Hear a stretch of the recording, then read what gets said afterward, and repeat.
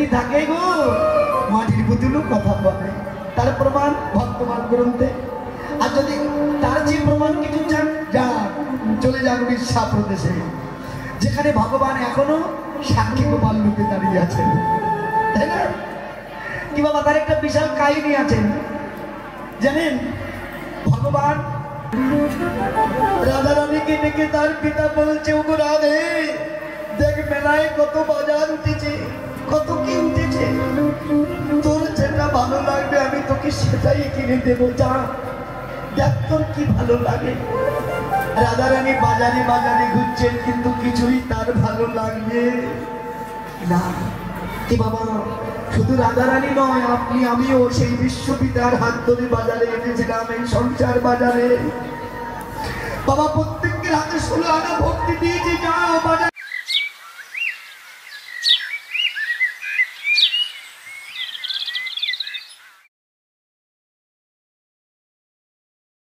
খুব মূল্যবান কথা, বুঝি না গো, কি করে বুঝবো? দেখেছেন এই জন্য কি তথ্য দিচ্ছে জগৎকে। শোনো, নিজের উদ্ধারের কাজ নিজেকে আগে করতে হয়, তবে তোমার ভগবান তোমার সঙ্গ দেবে। তুমি করলে না, আমার ছেলে হয়েছে, আমার শ্রাদ্ধ করে আমার মানুষকে খাইয়ে আমার গোষ্ঠী উদ্ধার করে দেবে, এই আশা করে বসে থাকুন, জীবনে শেখানো হবে না। যার কাজ তাকে করে নিতে হয়, যার পারেন করি তাকেই বুঝাতে হবে, কেউ এসে করে দেবে না। দেখেছেন? তাই তো বিহার হই আমার গোড়া নদিয়া নগরে, আচম্বিতে কৃষ্ণ নাম শুনি মনে পারে। তখন যখন ভক্ত গুরু আশ্রয় যে নামটুকু যেই কর্ণের নেয়, ওই সময় ভগবানের সঙ্গে, জীবাত্মার সঙ্গে পরমাত্মার একটা সম্বন্ধ দাঁড়িয়ে যায়। সম্বন্ধ যতদিন না হবে ততদিন কৃষ্ণ ভজন হবে না। কি বাবা? আচ্ছা ভেবে দেখুন, স্বামী স্ত্রীর যে সম্বন্ধ কত মধুর। এখন বিয়ের আগে ওই যে মেয়েকে আপনি বিয়ে করেছেন, বিয়ের আগে যদি কোনো কাজ কথা হলো না, কিচ্ছু হলো না, পথ দিয়ে যে মেয়েটা যাচ্ছে খুব পছন্দ হলো, জড়িয়ে ধরবেন তো কেমন লাগে? কেমন লাগে দেখবেন, তাই না? ভেবে দেখুন, পরে তার সঙ্গে আপনার বিয়ে হলো, মধুর সম্পর্কটা তৈরি হলো।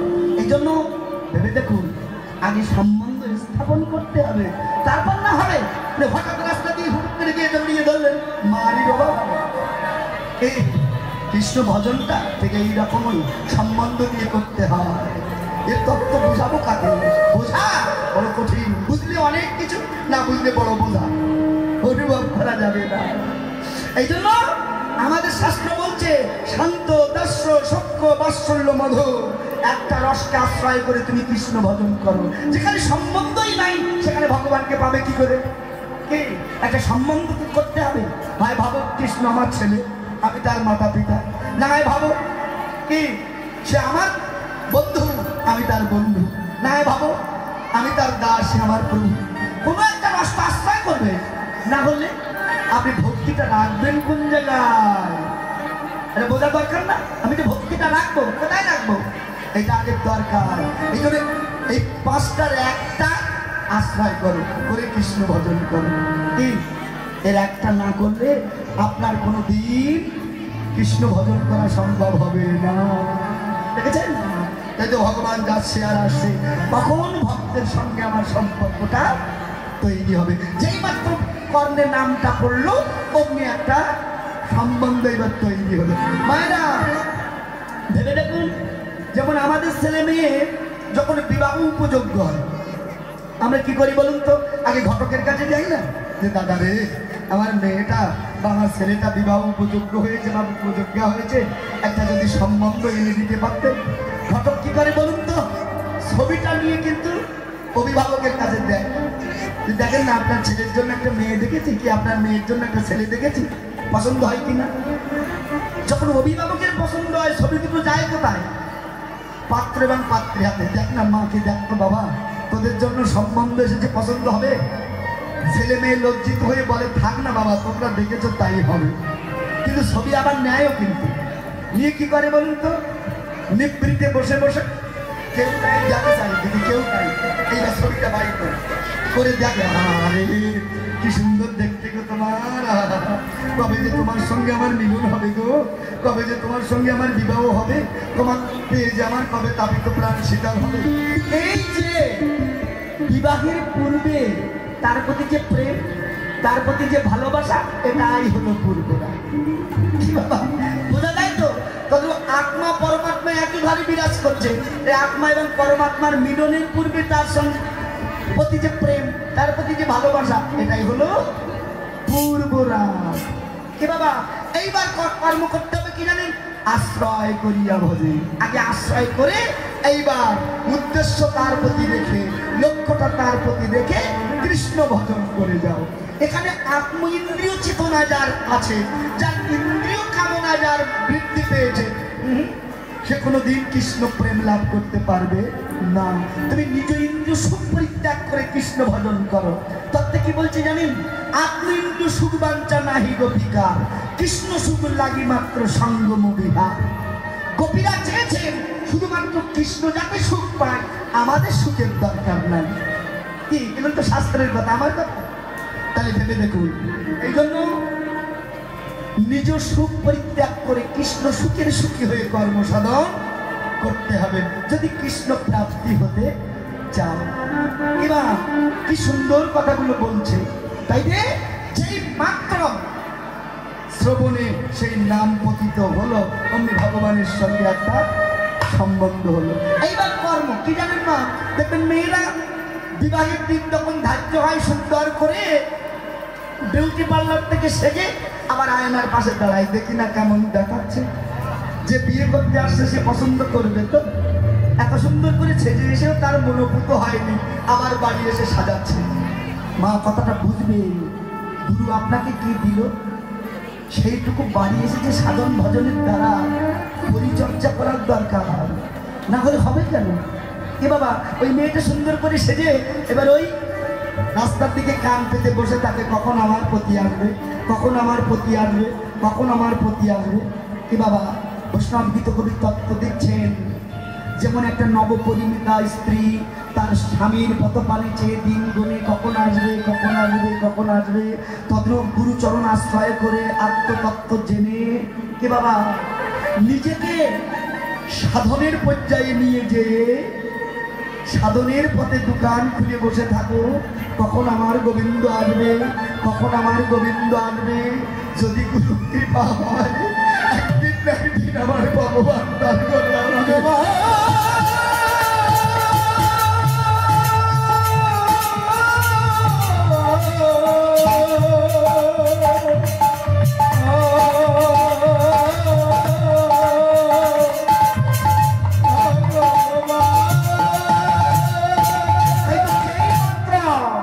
নামকরণে বলো, অমনি ভিতরে একটা সম্বন্ধ সৃষ্টি হলো। আহা নবয়নু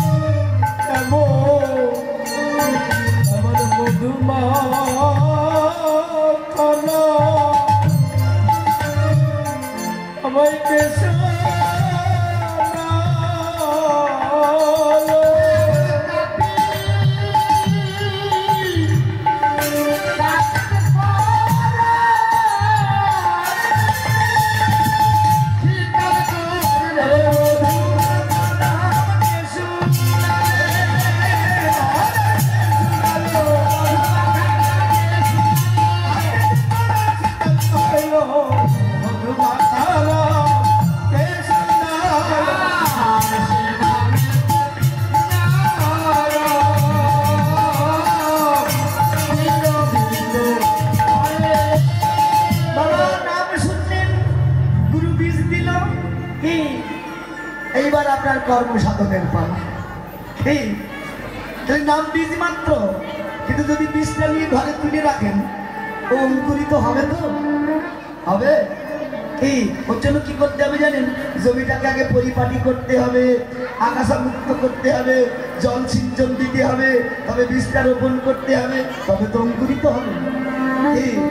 নাহলে বীজটা শুধু এই বাসনা গচ্ছিত বস্তার মধ্যে ফেলে রাখলে কি হবে? কিচ্ছু হবে না। এই জন্য গুরু বীজ দিল, এইবার কর্ম সাধন করে তার কাছে যাওয়া। এই কর্মটা বড় কঠিন। কে বলেছে তাকে দেখা যায় না। এ বাবা তত্ত্ব কি বলছে জানেন? রতিমতি ঠিক না হলে কেউ যেও না গুপ্ত পাড়া, যেটাই মরা মানুষ প্রাণে বাঁচে, জ্যান্ত মানুষ পড়ে মারা। কি ঠিক কিনা? এটা আমরা বুঝবো কি করে? কেউ বুঝি না। যারা বুঝবে না তারা তো বুঝেনই না। তাহলে এই জন্য বলছে রতি আর মতি না জন্মালে কেউ যেও না গুপ্ত পাড়া, যেটাই মরা মানুষ প্রাণে বাঁচে, জ্যান্ত মানুষ পড়ে মারা। কতজনা যে মরছে তার কোনো ইয়াত্তা আছে? ওই মরার দলেই লোক বেশি নাকি? ভেবে দেখুন কি অপূর্ব কথাগুলো বলছে। মন্ত্রতন্ত্র বিদ্যার বল ওই বাজারে সব দুর্বল। যতই মন্ত্রতন্ত্র দেখা মা কাজ হবে না যেখানে ভক্তি যদি না হয়। মন্ত্রতন্ত্র বিদ্যার বল ওই বাজারে সব দুর্বল। জানে কেবল বাঁচার কৌশল যারা কামার পাড়ায় থাকে, যারা কামাচ্ছে নেই, যারা লোহাকে পিটিয়ে পিটিয়ে সোজা করে। তদ্রূপ গুরুরূপ কামারের কাছে যারা গেছেন, ওদের হাতে যায় পড়েছে, ওকেও পিটিয়ে পিটিয়ে পিটিয়ে পিটিয়ে সোজা করে তবে ছেড়ে দেবে। দেখেছেন? যতই করো সাধন ভজন, যতই করো দেবতা পূজন, পাবে না কো খোদ মহাজন। শুধু ভজন করলে ওজন ছাড়া কি শুধু ভজন হবে? হচ্ছে তো তাই। খালি সেবা দাও আর পেট ভরে খাও, কাজ হবে না কি? তাহলে ভেবে দেখুন, খালি ওজন করলে ভজন ছাড়া। তাকে ধরবার যদি আশা করো, একজন মরা মানুষের সঙ্গ করো, চৈতন্য গুরুর কাছে শিক্ষা করো, জলার আগুনে পীড়িত করা। এ সমস্ত উল্টো কথা কি আর বোঝেন নাকি? জলার আগুনে পীড়িত হয়,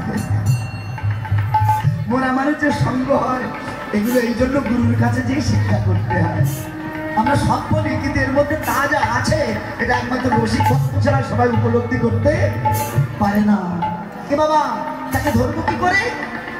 কামের কোটায় দিলে তালা, দেখতে পাবে সেই রূপের আলা, সাতসাগরে মানিক তলা, পাবে না সেই ডুবুরি ছাড়া। সাগর আমাদের মধ্যে আছে, এই ডুবুরি সাগরে ডুব দেয়, মানিক তুলি আনে, ঝিনুক তুলি আনে, মুক্তা খুঁজে পায়। আর আমরাও ডুবুরি বটে, ওই সাগরে ডুবে ডুবে সব কিছু হারাই, তাই না? এই বুঝতে পারবে। এই জন্য ওরাও ডুবুরি বটে, আমরা ডুবুরি বটে। আমরা ডুবে ডুবে সব শেষ করি, আর ওরা ডুবে ডুবে অমৃতের সন্ধান পায়। এই জন্য ডুবে তাই, আর আমরা ডুবে ভাও ভাও, কোনো কাজের কাজ নাই, দেখেছেন? এই জন্য তত্ত্বে বলছে, কামের কোটায় দিলে তারা, দেখতে পাবে রূপের আলা, সাত সাগরে মানিক তলা, পাবে না সেই ডুবুরি ছাড়া। দেখেছেন? মোরার স্বভাব যবে হবে, বিষেতে অমৃত পাবে, সাধক বল্লভ বলে সেদিন জানবে, সাপের মাথায় মানিক ধরা।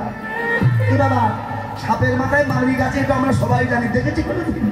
যদি এখান থেকে শুনি যান, বাড়িয়ে চেষ্টা করুন, আপনারাও পাবেন। তবে হ্যাঁ, গুরুর কাছে যেতে হবে, সে ধরার কৌশল আগে জানতে হবে, তবে তো হবে, তাই না? কামিনী কাল নাগিনী বিশালী বিশাল বিষ, তার নিঃশ্বাসে ব্রহ্মাণ্ড নড়ে, না জেনে হস্ত বিষ। যদি জানিস তার সঙ্গ করিস, অমৃতের ভান্ডার পাবি। আর না জেনে বুঝে যদি তার সঙ্গে যাস, হৃদয় গৌর হরি বল বলে নিজে নিজেকে ধরিস।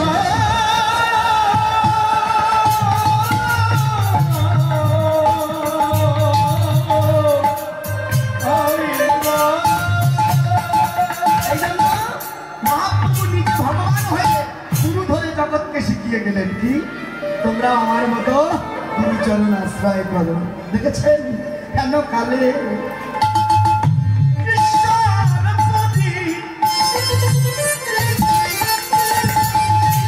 আরে সেটাইও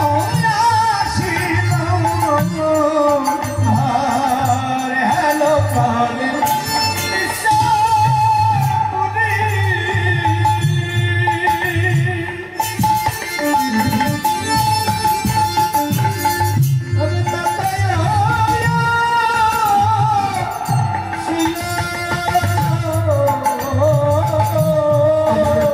দেব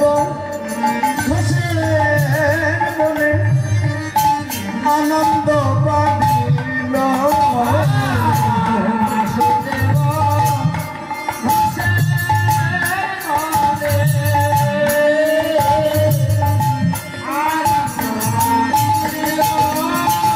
এইবার নীল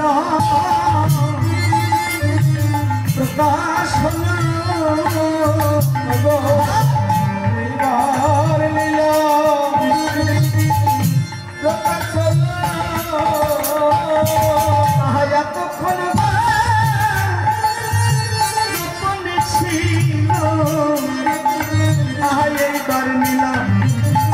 প্রকাশ হলো।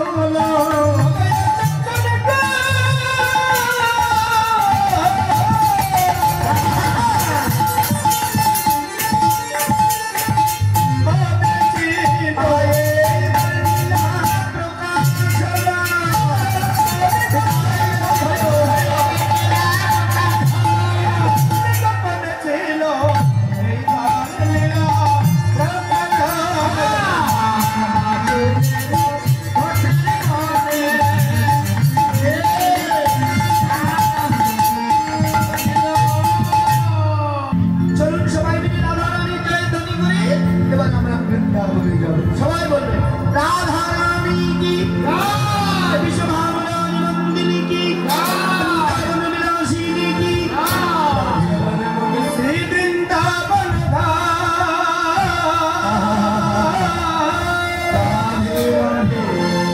চলো রে মন শ্রী বৃন্দাবন ধাম, গায়েঙ্গে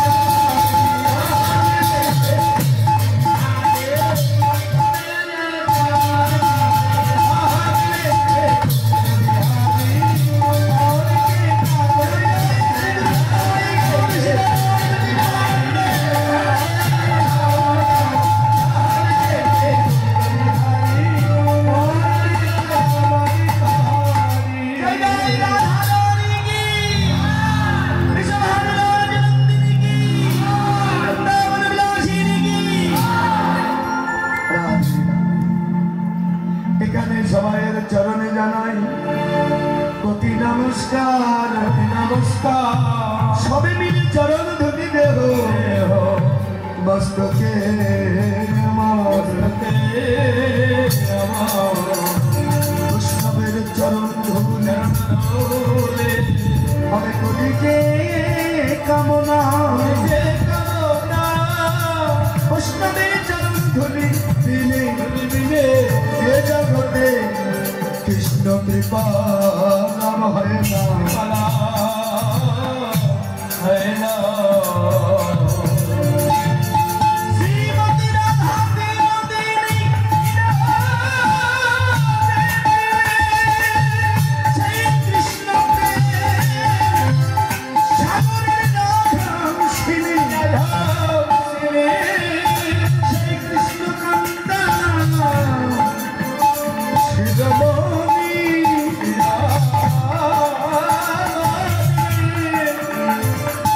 আজ সকলের কণ্ঠ ধরে বলছেন তিনি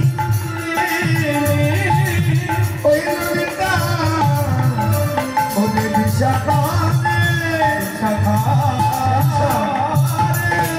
আজ থেকে আমার মধুর সঙ্গে আমার ভালোবাসানো সেই শিশুকাল থেকে আমি আমার বধূকে ভালোবেসেছি সবাই বলে যৌবনের ভালোবাসা হয় কিন্তু আমার ভালোবাসা যৌবনে হয় না আমি শিশুকাল থেকে আমার বধূকে ভালোবেসেছি সেদিন আমার নয়ন প্রস্ফুটিত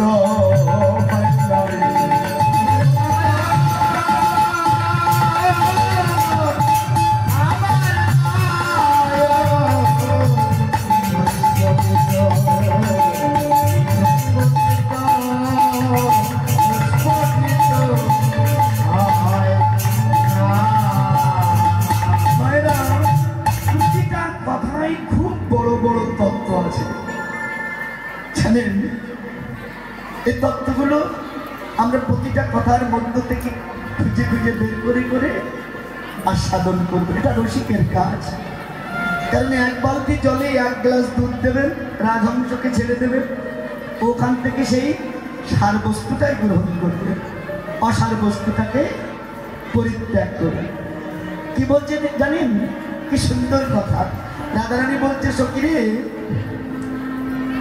সবাই বলে যৌবনে ভালোবাসা হয় কিন্তু আমার ভালোবাসা যৌবনে হয়নি আমি সেই শিশুকাল থেকে কৃষ্ণকে ভালোবেসেছিলাম যখন আমার নয়ন প্রস্ফুটিত হয়নি আপনি আমি জানি অনেকে রাধারানীর যখন আবির্ভাব হয়েছিল তখন তিনি জন্ম অন্ধা ছিল এর পিছনে একটা বিশাল কাহিনী ছিল আমরা জানি অনেকে যে যখন কৃষ্ণ বলেছিল রাধে পৃথিবী অসত্যের তাড়নায় বিপর্যস্ত অনতি বিলম্বে জগতে আমাদের যেতে হবে রাধারানী বলেছিল বধূ যে দেশে বৃন্দাবন নেই যে দেশে গোবর্ধন নেই যে দেশে যমুনা নেই আমি সে দেশে যাব না কি বাবা এটা শাস্ত্রের কথা আমি যাব না ভগবান কি করলেন নিরুপায় হয়ে গোলক বৃন্দাবন থেকে 84 ক্রোশ বিশিষ্ট বৃন্দাবন এই ভৈব জগতে পাঠালেন কি বাবা তাই না এটা শাস্ত্রে বলে কাছে তাহলে এই জন্য বলছে ভৈব বৃন্দাবন আর গোলক বৃন্দাবন এর মধ্যে কোনো ফারাক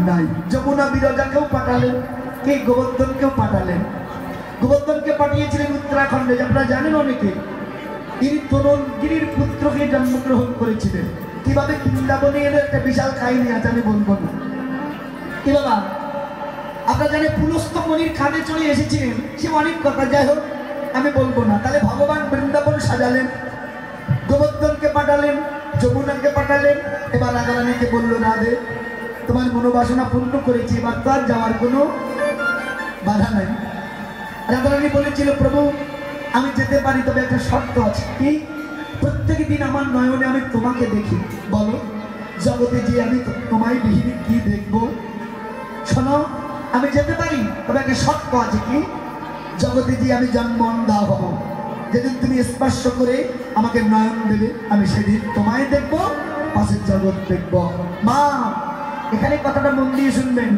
শুধু রাধারানী যে অন্ধ ছিল তা নয় আপনি আমিও কিন্তু অন্ধ নাকি যদি বলেন কেন আমার দুটো চোখ আছে সব দেখতে পাই, আপনি আমার অন্ধ বললেন মানে? সত্যি বাবা, এই দুটো নয়ন দিয়ে জগৎ দেখা যায়, কৃষ্ণকে দেখা যায় না, নাকি?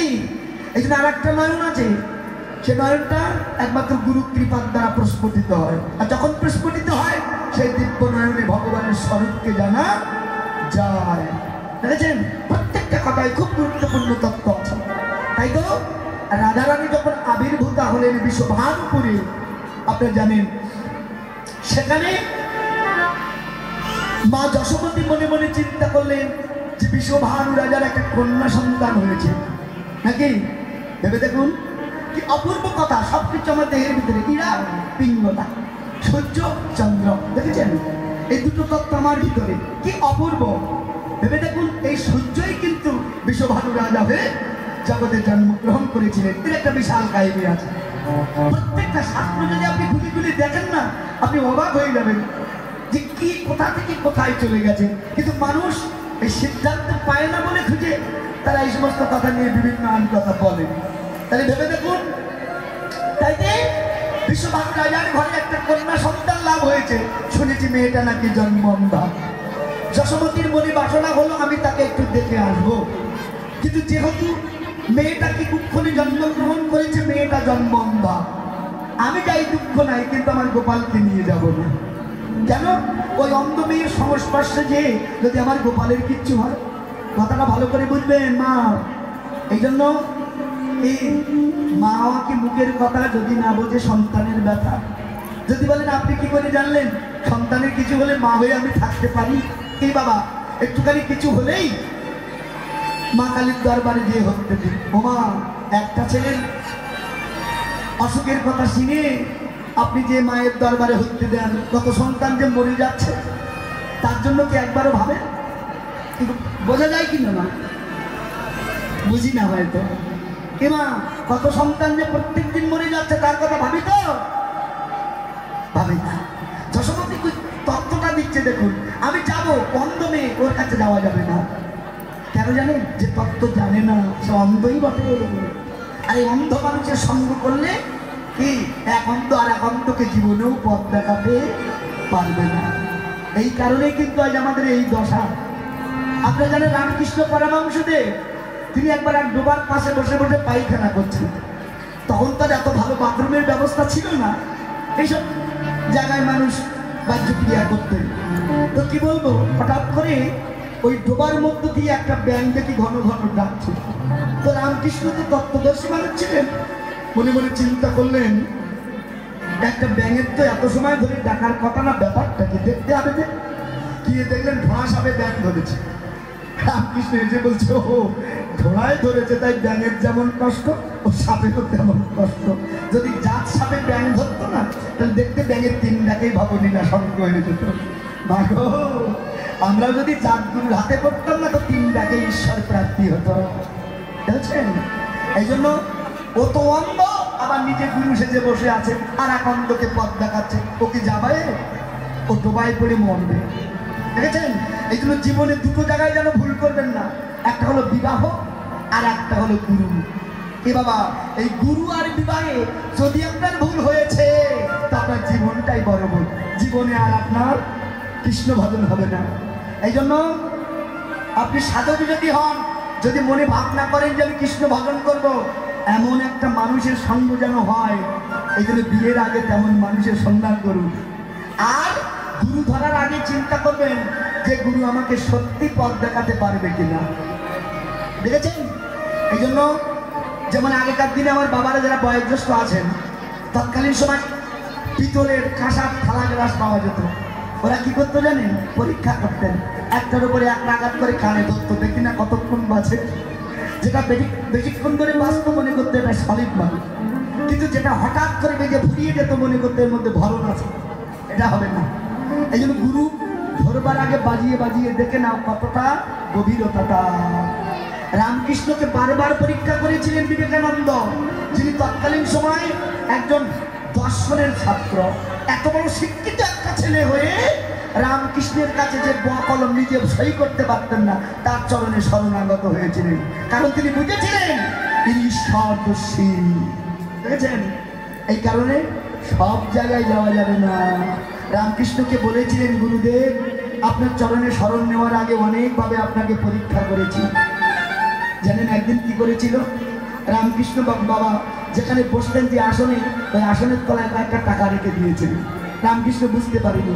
যেই মাত্র আসনে বসেছিলেন সর্বকায় জ্বালা চলে গেল, আশার পাচার করতে লাগলেন। বিবেকানন্দ পা ধরে বলেছিল, বাবা ক্ষমা করে দাও, আমি তোমাকে পরীক্ষা করবার জন্য এসেছিলাম যে তুমি কতটা নিঃস্বার্থবাদী, নিষ্কাম। আমি ভুল করেছি। রামকৃষ্ণ বলেছিল, ঠিকই করেছিস। গুরু ধরার আগে বারবার তাকে বাজিয়ে নেওয়াই ভালো, না আমি ভুল হয়ে গেলে জীবনটাই তোর বরবাদ হয়ে যাবে। মা এই জন্য কি অপূর্ব তত্ত্বগুলো দিচ্ছে দেখুন। তাই যে মা যশোমতী, কৃষ্ণ যশোমতী তিনি চাইলেন কি, যে আমি আমার গোপালকে নিয়ে যাব না, কারণ ও তো অন্তমে ওর সংস্পর্শ গেলে কিছু হতে পারে। এই আহা, তো মা কি করলো জানো? গোপালকে ডেকে বলছে, বাবা গোপাল কথা নিবি, আমি একটু ওপালায় যাবো আর আসবো, তুই ঘরে বসে খেলা কর, আমি যাবো আর আসবো। কিন্তু ভগবান তো জানে মা কোথায় যাচ্ছে। ও যে কি উশৃঙ্খল কমিটির সেক্রেটারি, কি সবাই জানে? ও যতদিন ঘরে থাকবে, ততক্ষণ ঘরে আছে, ও বিরক্তের সীমা নেই। ওকে সরিয়ে দেবেন আর কোনো ঝঞ্ঝাট নেই। কি বাবা কি কব, ওই কথা কি আর বুঝে সবাই? ও যতক্ষণ থাকবে ওর বিরক্তের কোনো শেষ নাই। কিন্তু যেই সরে যাবে, হ্যাঁ আপনি আনন্দে ঘুমান, আর কোনো বিরক্ত নাই। দেখেছেন মা? তো যাই হোক, তো গোপাল তোর বায়না ধরেছে, মা আমি যাবো, আমি যাবো, আমাকে নিয়ে যাবো, মা আমি না, আমার গিয়ে থাকবো না। বেশ, মা বলছে তো গোপাল পিছনে লেগেছে। আস্তে আস্তে কি করা যায়? তখন গোপালকে ভয় দেখাচ্ছে, বাবা শোনা মানা, ওখানে যাস নে বাবা, ওখানে ভয় আছে বাপ, যাস নে যাস নে। আমাদের ওখানে একজন যাচ্ছে বাজারে, জানেন, এখন তার একটা দুষ্টু ছেলে আছে, পিছনে পড়ে গেছে, বাবা আমাকে একটু নিয়ে যাও, আমি বাজারে যাবো। বাবা তখন ভয় দেখাচ্ছে, খোকা যাস নে, পথে কিন্তু ভূতের ভয় আছে। ছেলে কি বলে জানেন মা? দেখে বলছে, বাবা ভূতের কি বাচ্চা হয়? ভূতের কি বাচ্চা হয়? বাবা বলছে, তো হবে, ভূত যখন আছে তো বাচ্চা না হয়ে যায়। বলছে, বাবা তাহলে আমি একটা ভূতের বাচ্চা পুষবো। আচ্ছা বলুন, ওরে ভূতের ভয় দেখায় ও কিনা ভূতের বাচ্চা পুষবে, ওর ভয় আছে। সেই যখন গোপালকে বলছে, বাবা যাস না, ওখানে ভয় আছে। গোপাল কি বলে জানেন? ও মা, যার ভয় জগৎ পায়, তুমি তারে ভয় দেখাও। শোনো, তোমাকে এমন ভয় দেখাবো না, তুমি আর আমাকে না নিয়েও ছাড়বা না। কি ভয়? শোনো না, তুমি যদি নানাও বলে ঘরে এসে দেখবে তোমার মরা ছেলে, তোমার ছেলে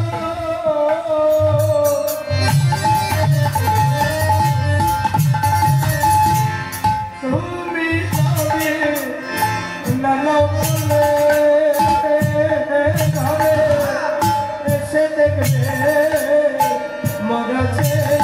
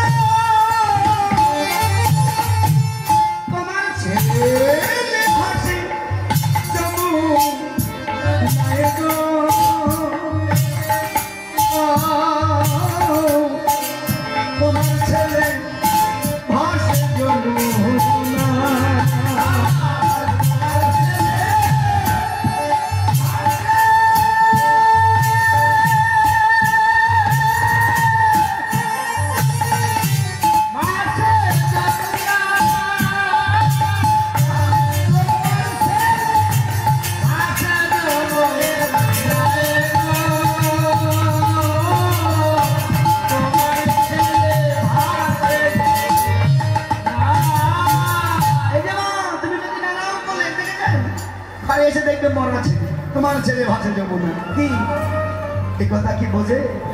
কি বাবা, কতজনা যে অকালে সেই ঘাটে অকালে মনে থাকছে, তার কি কোনো খবর আছে? কেউ জানে না। ও তো মরার ঘাট, কতজনা অকালে মরছে তার কোনো সীমানা নাই, নাকি? তাই তো বলছে তোমার ছেলের পাশে যমুনা। দেখেছেন, তুমি যদি নানাও বলুন, দেখেছেন যারা তত্ত্বদর্শী তারা কামনায় পতিত না হয়ে সুযোগ বোঝে তাকে টান দিয়ে কৃষ্ণ গোপালকে তুলে দেয়। তারা জানে সাধন, তাই তো তারা ধরে রাখার ক্যাপাসিটি জানে। বাবা যেই মাত্র গোপাল এই কথা বলেছেন, মা ডেকে বলছেন, গোপাল এত বড় স্পর্ধা তো তুই আমাকে এমন কথা বলিস? বেশ, তোকে আমি নিয়ে যাবো। টান দিয়ে কৃষ্ণ গোপালকে কোলে তুলে নিয়েছে, চল নিয়ে যাবো তোকে। মা যখন নিয়ে যাচ্ছে জানেন বাবা কি করে নিয়ে যাচ্ছে জানেন? মায়েরা যখন ছেলে মেয়ে রাস্তা দিয়ে কোলে করে নিয়ে যায়, কি করে নিয়ে যায় বলুন তো? জানেন, রাস্তা দিয়ে যখন যায় কাপড়ের আসলাটা ছেলের মাথার উপর তুলে দেয়, কেন জানেন? যেন আমার ছেলের কোনো কুদৃষ্টি কারণ না পড়ে। ভজনটা এইরকমই, এই এটা বড় গোপনীয়। এজন্য আপন ভজন কথা না কইও যথা কথা, আপনি আপনি হইও সাবধান। যদি কাউ বন্ধুর কাছে বন্ধুর বন্ধু আছে, তোমার বড় কলঙ্ক হতে পারে। তো মা আমার নিয়ে গেছে, এখন সুতিকা মন্দিরে রাধা রানী শুয়ে আছে। মা ভাবছে মনে, ওখানে যাবো না আমি কোনোদিকে। কেন?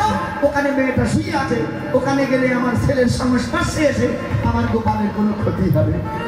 দেখেছেন, ভগবান তো মনে মনে চিন্তা করছে সর্বনাশ,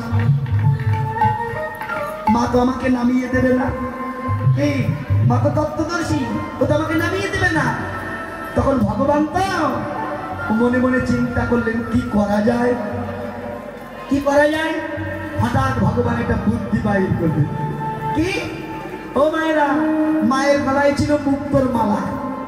এই মুক্তোর মালা যেই দেখেছে আস্তে আস্তে আস্তে আস্তে হাতটা দিয়ে গলায় ধরেছে মুক্তোর মালা।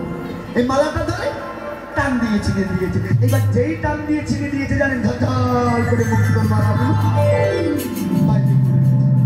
যেই পড়ে গেছে, মায়ের তো রাগ হয়েছে, গোপাল দুষ্টু ছেলে, তুই আমার এমন দামি মুক্তোর মালা ছিঁড়ে দিলি, দুষ্টু কোথাকার। এই বলে গোপালকে নামিয়ে দিয়ে এবার মুক্ত করাতে আরম্ভ করেছে। কি বৈষ্ণব গীতে কবি বলছে, মা এ তুমি কি করলে? তুমি জাগতিকে জগতের মতিতে মতি দিয়ে, মা তুমি কৃষ্ণ পদে মতি ভুলে গেলে।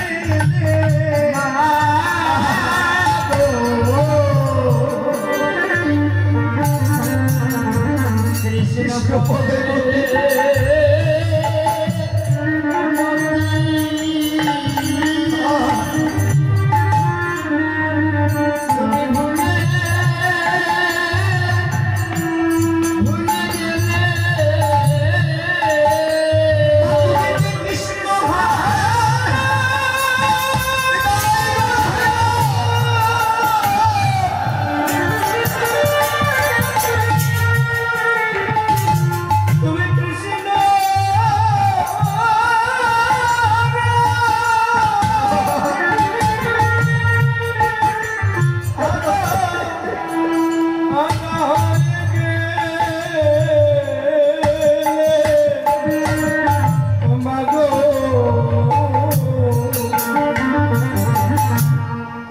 কৃষ্ণ পদে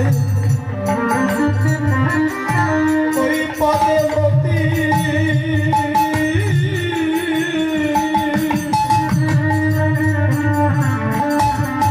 মতি ভুলে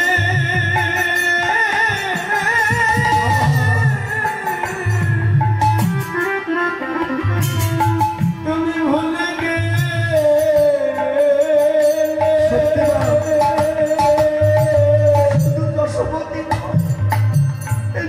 আপনি আমি কতজন জাগতিক জগতের ধনই সত্যি ভুলে আমরা কৃষ্ণ ধনে হারা হয়েছি।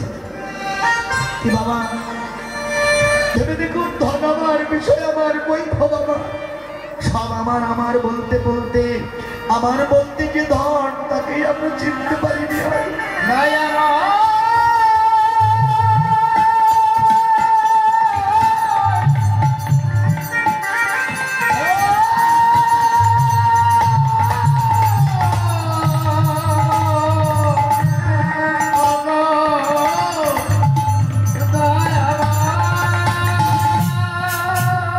আমরা সেই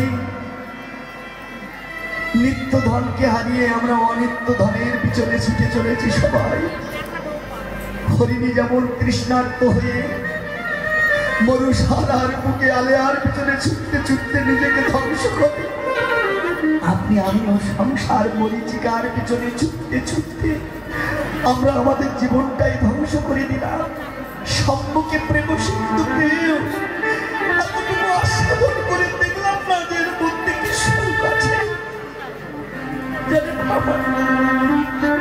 ভগবান আমার ধীরে ধীরে রাধা রানীর সম্মুখে দিয়ে দাঁড়িয়েছে, ডাকছে রাধে, ও রাধে একবার নয়ন মিলে চাও, দেখো আমি এসেছি। রাধা রানী সখীদের কাছে বলছে, সখীরে জানিস আমি সেদিন নয়ন মেলিনি কেন, যদি আমার পরাণ বধূ না আসে, যাত্রার ডাকে সাড়া দেওয়া যাবে না।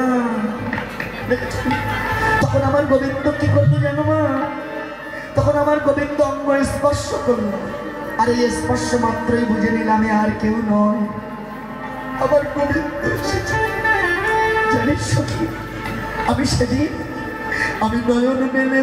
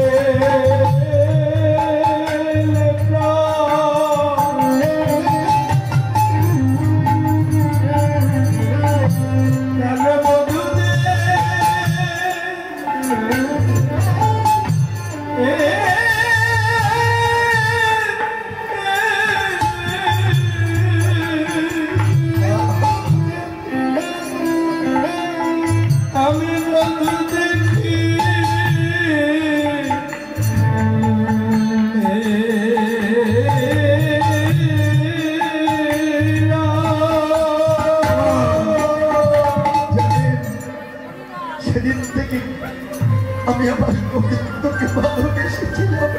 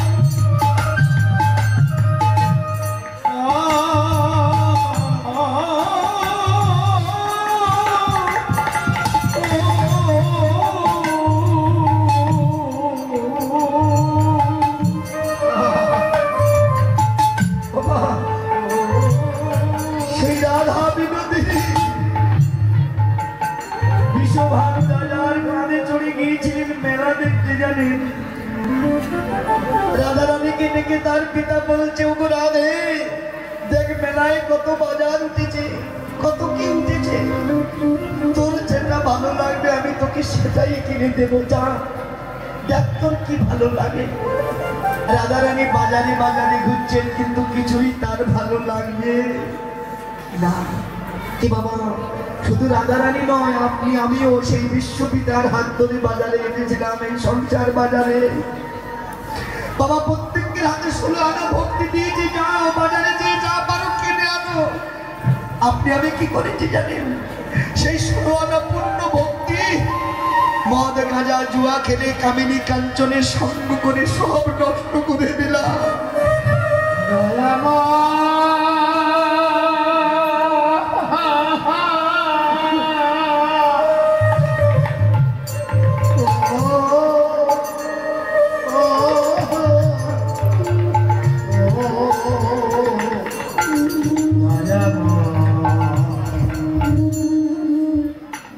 কিন্তু কতজন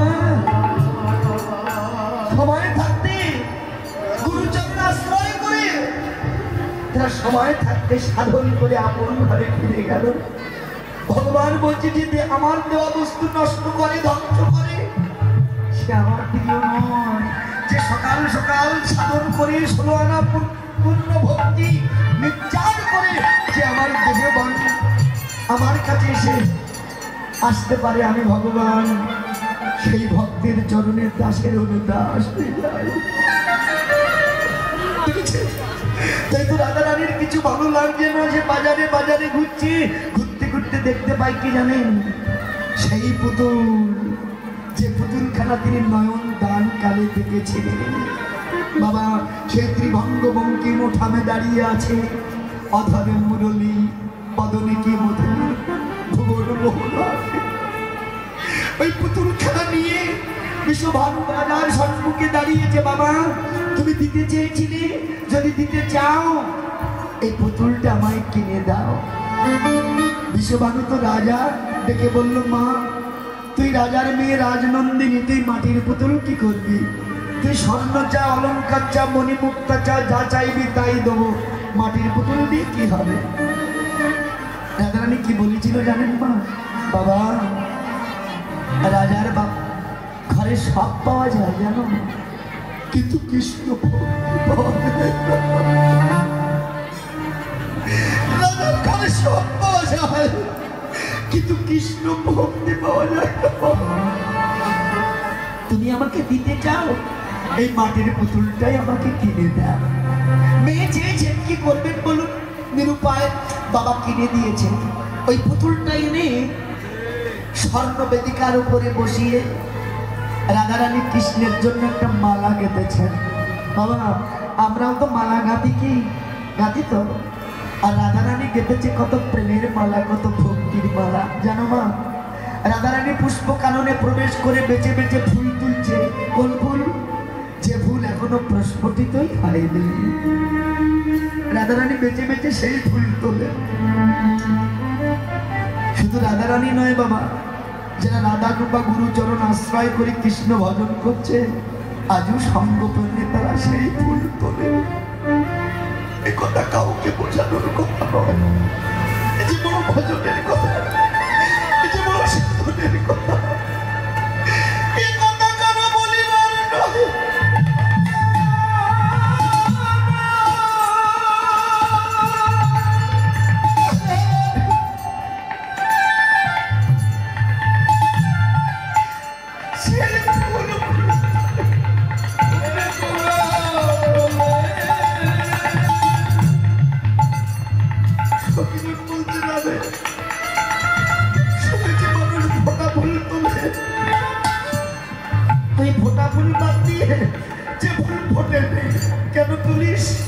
রাধারানী বলল, যে ফুল ফুটে গেছে রে, সে ফুলের মধু তো প্রভবে খেয়ে গেছে। যে ফুলে মধু নাই, সে ফুলে তো কৃষ্ণ সেবা হয় না। তাই তো আমি সেই ফুল তুলি। সখীগণ বলছে, রাধে একটাই তো পালা গানবি, এত ফুল দিয়ে কি হবে? রাধারানী বলছে, সখীরে ফুল তুলেছি, সব ফুলে তো আর কৃষ্ণ সেবা হবে না। দেখো না, তো ফুল তো ফুটেছে, সব ফুলে কি আর কৃষ্ণ সেবা হবে? কত ফুল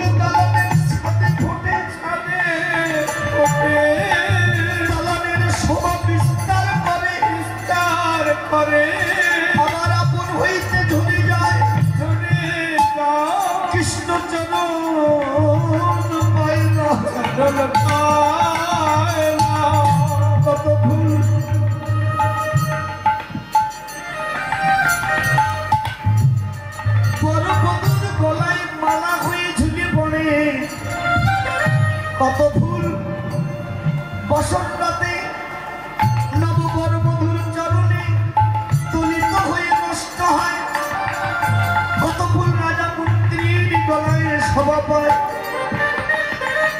কিন্তু কৃষ্ণ চরণ পায় না। কিন্তু কত ফুল ওই নোংরায় আবর্জনার মাঝে ফোটে,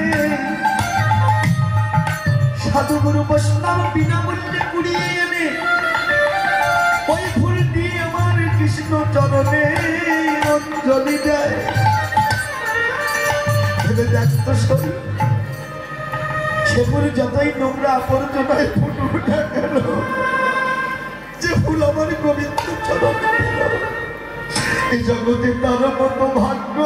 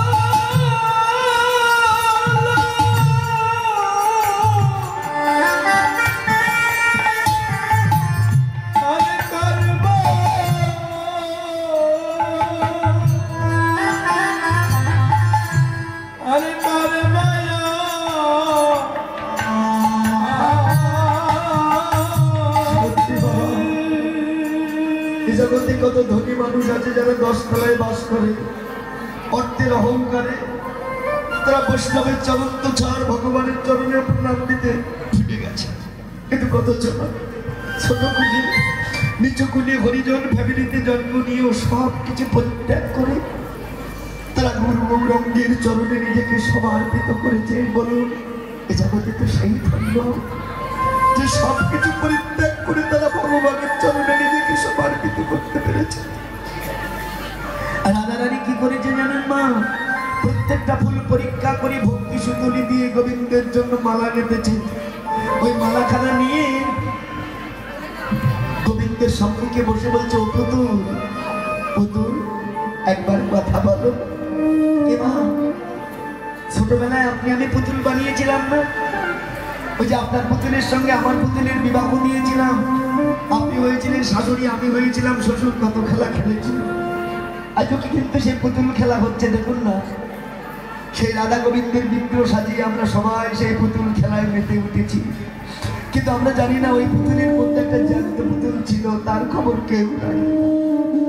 দেখেছে কি অপূর্ব কথাগুলো বলছে। ও পুতুল, পুতুল একবার কথা বলো, কথা বলো, কথা বলবে না? আমার ভানুরা নন্দিনী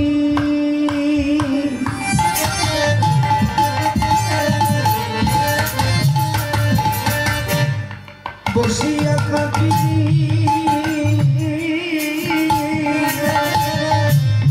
আজি পুতুল নদিয়া গেলে।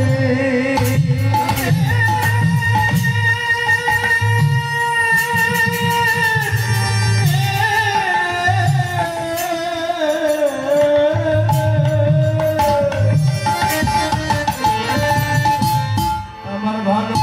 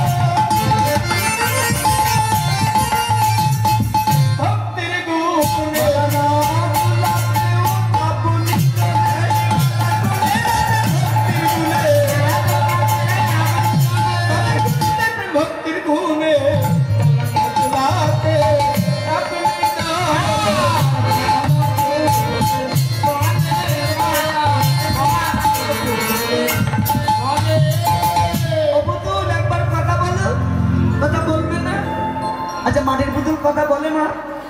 বলে বলে না? কে বলেছে বলে না? এই ভক্তের ভক্তি যদি থাকে গো, মাটির পুতুলও কথা বলে। তার প্রমাণ ভক্তমান গ্রন্থে। আর যদি তার যে প্রমাণ কিছু চান, যান চলে যান উড়িষ্যা প্রদেশে, যেখানে ভগবান এখনো সাক্ষী গোপাল রূপে দাঁড়িয়ে আছেন, তাই না? কি বাবা, তার একটা বিশাল কাহিনী আছে জানেন?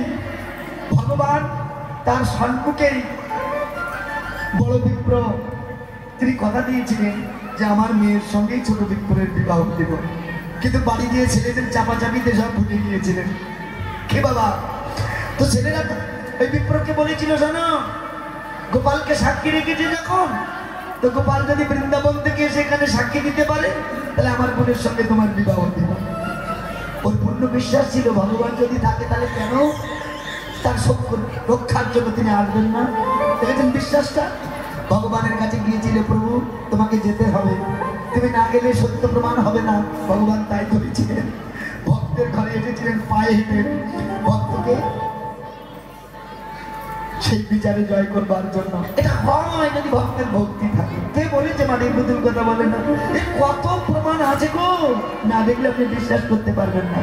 এই যে বলছে ও পুতুল কথা বলো, বলবে না? ও বুঝেছি, তুমি তো মাটির পুতুল, তুমি তো কথা বলতে পারো না। তাই যদি হয়, শুনেছি একার দ্বারা কোনোদিন ভালোবাসা হয় না, বুঝেছেন?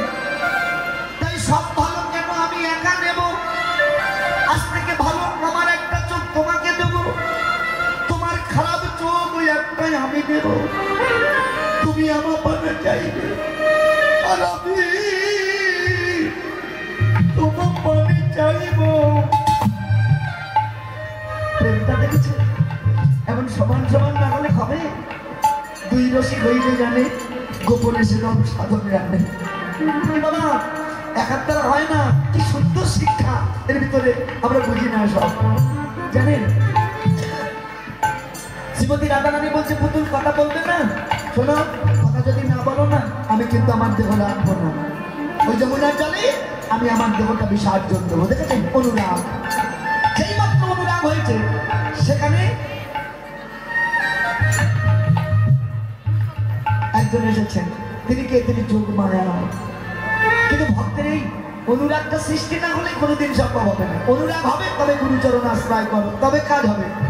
কিন্তু যদি আপনার অনুরাগ তৈরি না হয়, বস্তুর প্রতি প্রেম তৈরি না হয়, ভালোবাসা না তৈরি হয়, কি বাবা ও যত গুরু গুলিয়ে খান না কেন কাজ হবে না। এই জন্য বস্তুর প্রতি আগে প্রেমটা হওয়ার দরকার, ভালোবাসার দরকার, তবে তো কাজ হবে, না হলে কিচ্ছু হবে না। কি বাবা রাধারানী বলছে আমি দেহ রাখবো না যদি তুমি আমার সঙ্গে কথা বলো। এমন সময় যোগমায়া এসেছে। সখীগণ স্বামী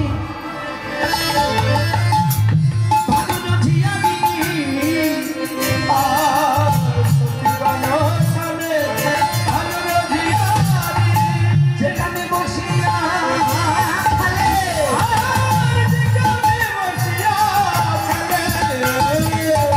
ভগবতী আচন্দিতে আসে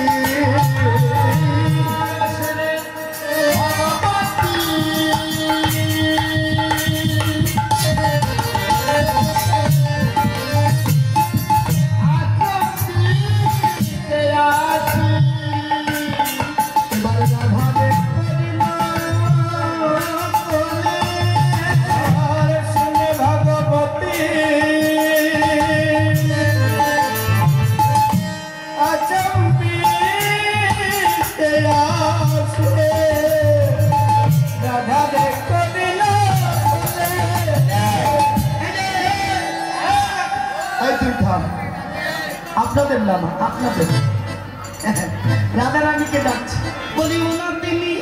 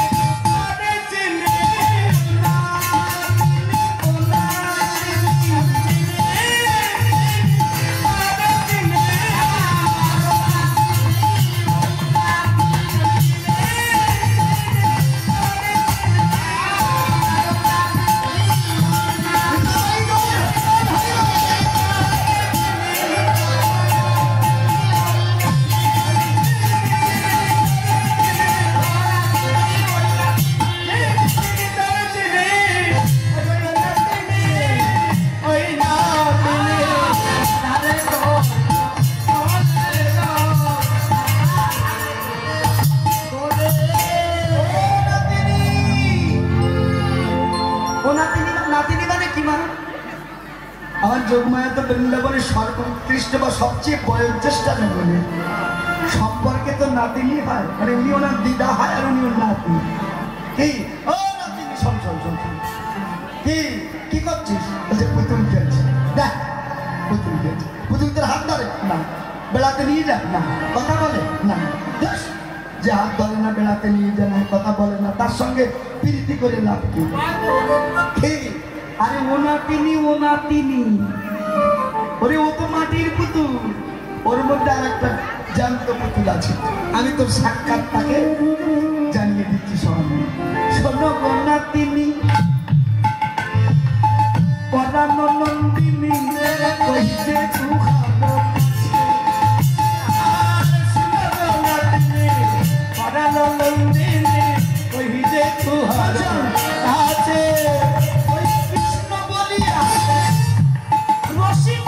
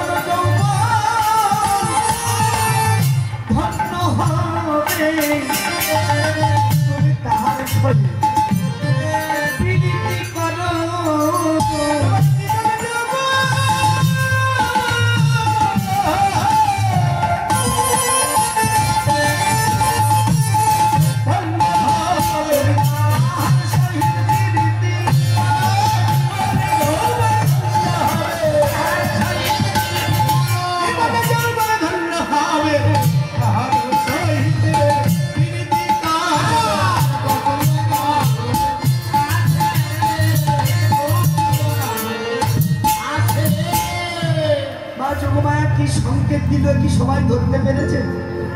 সবাই বুঝেছে? এই জন্য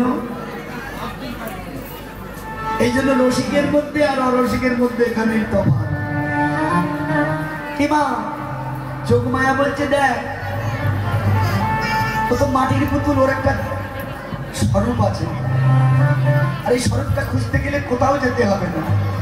গোকুল নগরে তিনি আছে, আর এই গোকুল নগর হচ্ছে আমার দেহের মধ্যে, যিনি সেখানে বিন্দু রূপে বিরাজ করছেন। যে তার সঙ্গে বিরতি কর যদি তোর মনুষ্য যেন ধন্য করতে চাই। কিমা রাধারানী তো নব অনুরাগিনী, তো ছোট মানুষ তো বোঝে না, দেখে বলছে মা তুমি যে কি বলছো আমি কিচ্ছু বুঝতে পারছি না, তোমার কথা আমি কিচ্ছু বুঝি না। তখন যোগমায়া বলছে শোন, তার কি কহব রূপেরও পানি, আমার কথা শুনো সুন্দরী করহ বিরতি খানি।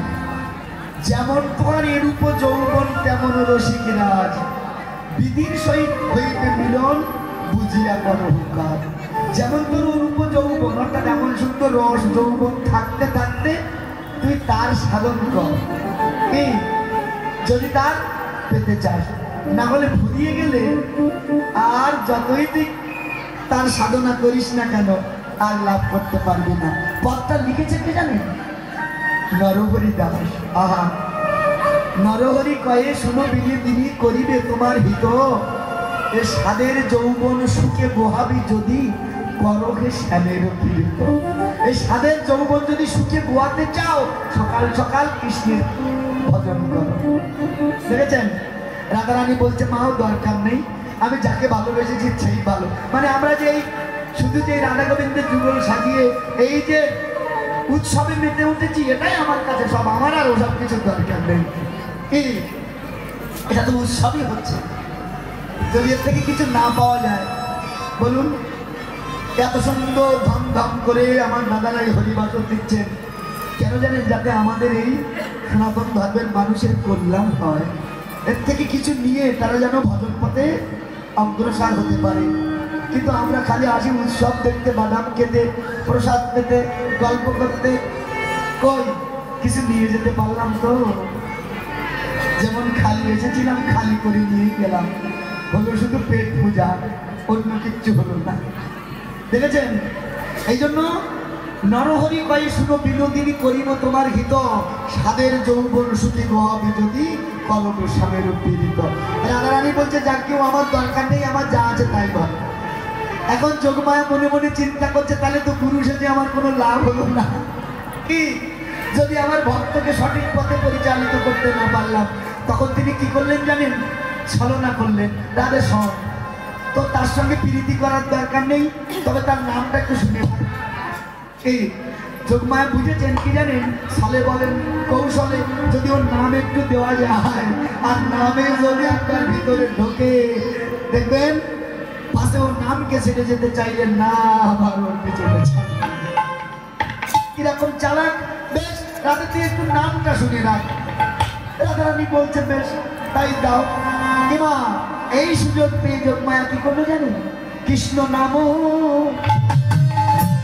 অক্ষরে যেন প্রেমের অঙ্কুর, কৃষ্ণ নাম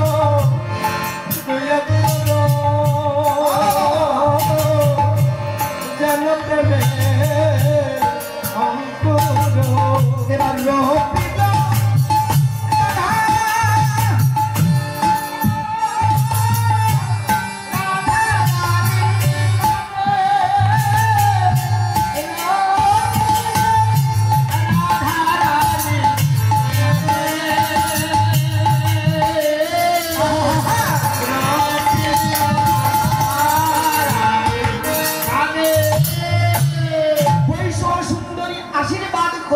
একটু ভাবিয়া দেখিস মনি, এই যে নাম দিলাম একটু ভেবে দেখিস, যেই মাত্র সদ্গুরুর নামটা যেই ভিতরে ঢুকেছে অমনি কৃপা হয়েছে।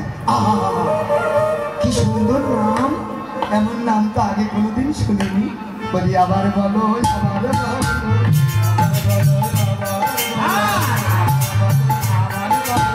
শুনতে বড় ভালো লাগতো, আবার বলো, আবার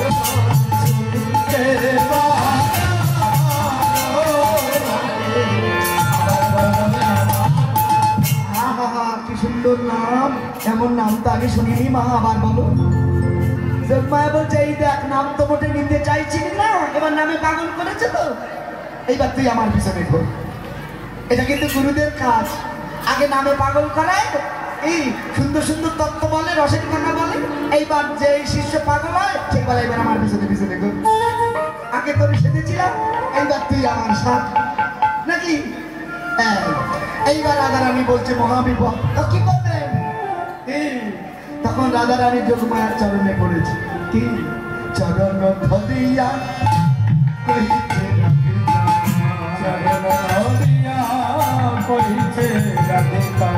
কখনো আসিবে তুমি,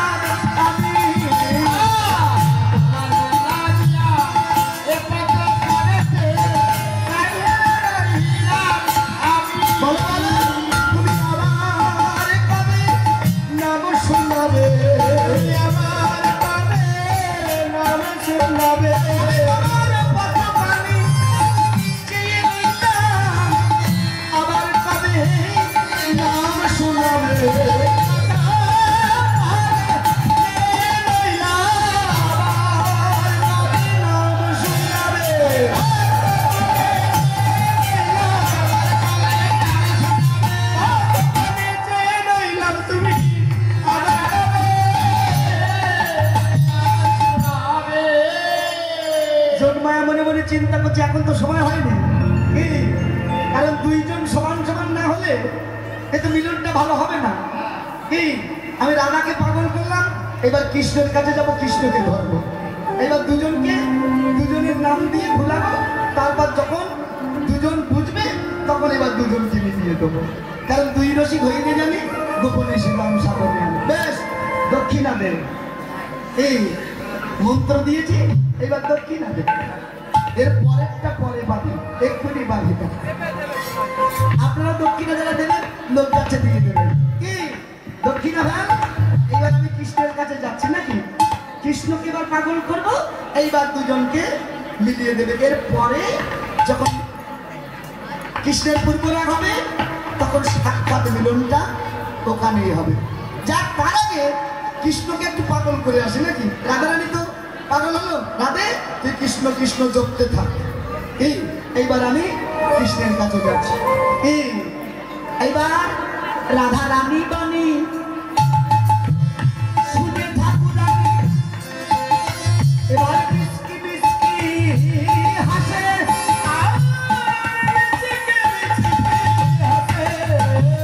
আমার রাই অঙ্গে সৌরভ লইয়া,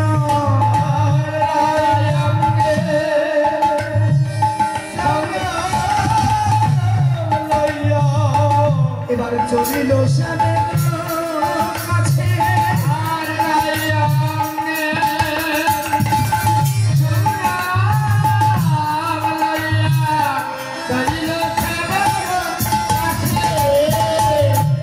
যেখানে বসিয়া সকা গণসানি খেলায় নাগর মণি, হাসিতে হাসিতে চলিল তুলিতে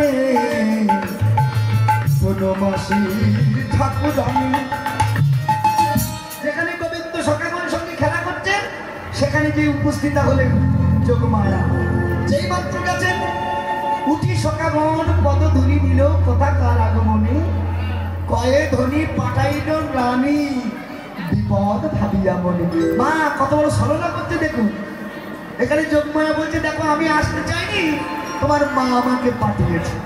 কি কিন্তু তিনি তো পাঠায়নি, তিনি নিজে এসেছেন রাধা রানীর অনুনয়ে। কিন্তু তত্ত্বের ঘরে এটা আবার ঠিক আছে। কেমন? কারণ যাকে বলছো রমণী ও যে বিশ্ব জননী, এ বাবা তার কৃপা না হওয়া পর্যন্ত কৃষ্ণ কৃপা হবে না। কিন্তু এই সাধনাটা বুঝবে কারা? একমাত্র তত্ত্বদর্শী মানুষ ছাড়া তো বোঝে না। বলছে আমি তো আসতে চাইনি, তোমার মা পাঠিয়েছে। কেন? গন্ধর্ব কিন্নর আশায় বিস্তার বলে গেল নীলমণি,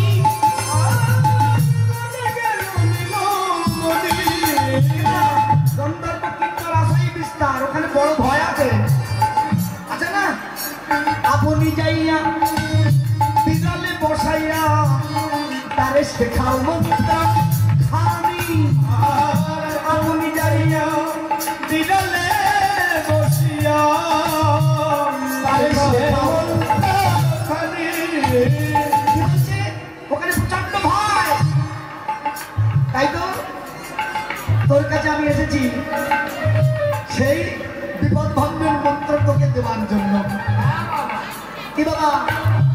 গোবিন্দ বলছে বেশ তো মা, তুমি এসেছো যখন আমার মায়ের অনুরোধে বেশ তো দাও। আমার মা এমনি অনেক ভয়ে থাকে, যে আমি তাও বনে আসি, বনে কত ভয় আছে, কংসের চর ঘুরে বেড়ায়। কি মা ঘুরে বেড়ায় না? এগুলো বুঝো কিন্তু ওখানে কত কংসের চর ঘুরে বেড়ায়, প্রতি পদে বিপদ, তাই না? কৃষ্ণকে নিয়ে বনের মধ্যে খেলা খেলি আমরা, কিন্তু ওখানে যে কি ভয়, প্রতি পদে বিপদ। তার জন্য সেই বিপদ ভঞ্জন মন্ত্র আগে শিখে নিতে হবে, তবে তো হবে। এই জন্য গোবিন্দ বলছে বেশ, আমার মা অনেক ভয়ে থাকে, বেশ আমাকে মন্ত্রটা দাও। কি বাবা? তখন যোগমায়া কি করলেন জানেন? এই সুযোগ পেয়ে কি বাবা এতে কো বলিয়া বসাইয়া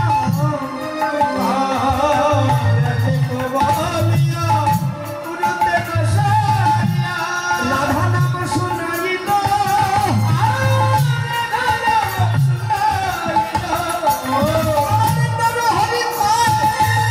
শুনিতে শুনিতে হৃদয় আনন্দ ভেদ।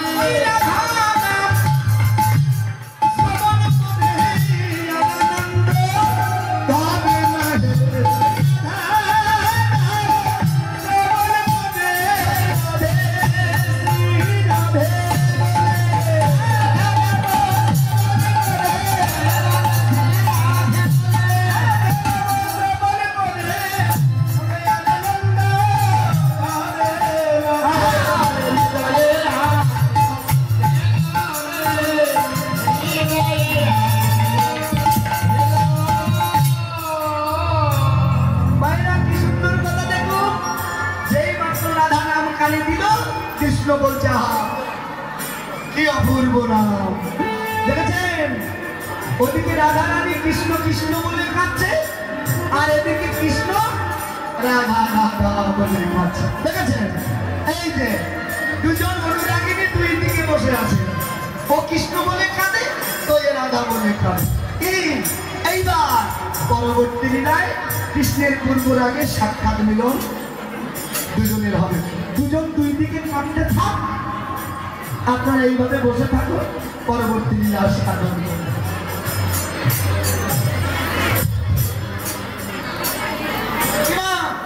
দুজন দুই দিকে নাম জপতে থাকুন, এরপরে সাক্ষাৎ মিলনে রাধা গোবিন্দের দুজন মিলনটা আস্বাদন করবেন।